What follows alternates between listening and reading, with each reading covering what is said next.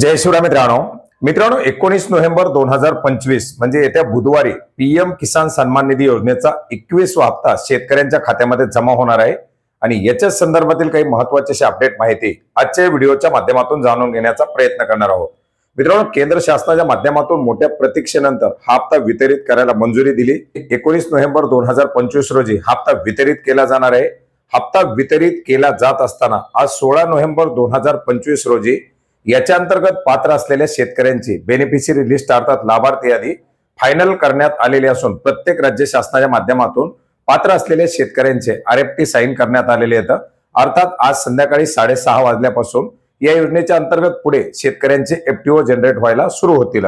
मित्रांनो, आज PM किसानचं portal सुद्धा मेंटेनन्स साठी घेण्यात आलेले, याच्यावरती काही नवीन बाबी नवीन डाटा अपडेट करण्याची प्रक्रिया सुरू आहे। मित्रांनो, ही सर्व प्रक्रिया पार पाडल्या जात असताना याच्या अंतर्गत आपण पाहिलेलं होतं की शेतकऱ्यांचं फिजिकल व्हेरिफिकेशन केंद्र शासनाच्या माध्यमातून या योजनेच्या असलेल्या अटी शर्ती निकषानुसार एका कुटुंबामध्ये एकापेक्षा जास्त लाभार्थी जर लाभ घेत असतील तर ते लाभार्थी वगळण्याची मोहीम हाती घेतलेली होती। पीएम किसान योजनेमध्ये एक कुटुंब अर्थात पती पत्नी आणि 18 वर्षाखालील एक मूल जे अविवाहित मूल असेल अशी व्याख्या होते आणि याच्या अंतर्गत जर एकापेक्षा जास्त लाभार्थी असतील अर्थात पती आणि पत्नी किंवा अर्थात वडील आणि मुलगा असे जर एका कुटुंबामध्ये जर लाभार्थी असतील तर ते लाभार्थी याच्या अंतर्गत वगळले जात आहे। संशयास्पद जे लाभार्थी ज्यांच्या नावावरती जमिनीचं ट्रान्सफर झालेले किंवा इतर काही बाबी झालेल्या आहेत त्या लाभार्थ्यांचं फिजिकल व्हेरिफिकेशन केलं जात आहे आणि असे लाभार्थी वगळता या योजनेच्या अंतर्गत पात्र असलेल्या लाभार्थ्यांना आता हा 21वा हप्ता वितरित केला जाणार आहे। राज्यामध्ये साधारणपणे 2 लाखापेक्षा जास्त लाभार्थी या योजनेच्या अंतर्गत वगळले जाण्याची शक्यता आहे।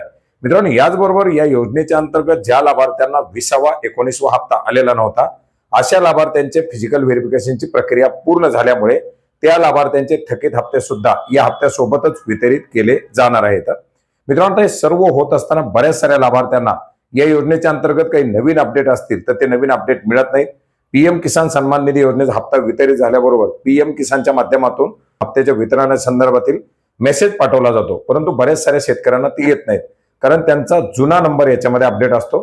तर तुम्ही अगदी 1 ते 2 मिनिटांमध्ये आपला हा नंबर देखील बदलू शकता। मित्रांनो, याच्यासाठी पीएम किसानच्या पोर्टलवरती ऑप्शन आहे आणि याच्यापेक्षा सोपं तुम्ही एक पीएम किसानचं ऍप्लिकेशन इन्स्टॉल करू शकता। पीएम किसानचं ऍप्लिकेशन इन्स्टॉल करून तुमच्या सर्व माहिती तुम्ही याच्यामध्ये लॉग इन करून पाहू शकता।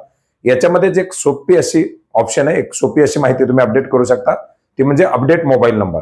याच्यामध्ये तुम्हाला तुमचा आधार नंबर किंवा तुमचा जो काही रजिस्ट्रेशन नंबर आहे तो टाकून सर्च केल्याबरोबर तुमची माहिती तुम्हाला या ठिकाणी दाखवली जाईल।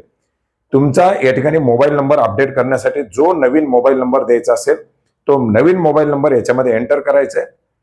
त्या मोबाईल नंबरवरती OTP येईल, तो OTP टाकून तुमचा मोबाईल नंबर व्हेरीफाय करायचा आहे आणि मोबाईल नंबर तो व्हेरीफाय झाल्याबरोबर तुमचा तो मोबाईल तुमच्या पीएम किसानच्या अकाउंटला रजिस्टर होणार आहे। अर्थात येणाऱ्या काळामध्ये जे काही अपडेट असतील, जे काही याच्या संदर्भातील सूचना वगैरे असतील त्या तुम्हाला वेळोवेळी मिळत राहणार आहेत। तर मित्रांनो, या सर्व आता प्रक्रिया पार पाडल्या जात आहेत आणि याच्यासहच आता नवीन पात्र लाभार्थ्यासह हा 21वा हप्ता बुधवारी 19 नोव्हेंबर 2025 रोजी वितरित केला जाणार आहे। याच्या संदर्भातील जे काही नवीन अपडेट येईल FTO जनरेट झाल्यानंतर किंवा लाभार्थी पात्र कसं पाहायचे आल्यानंतर ते सुद्धा आपण नक्की जाणून घेण्याचा प्रयत्न करणार आहोत। भेटूयात नवीन माहितीसह नवीन अपडेटसह। धन्यवाद।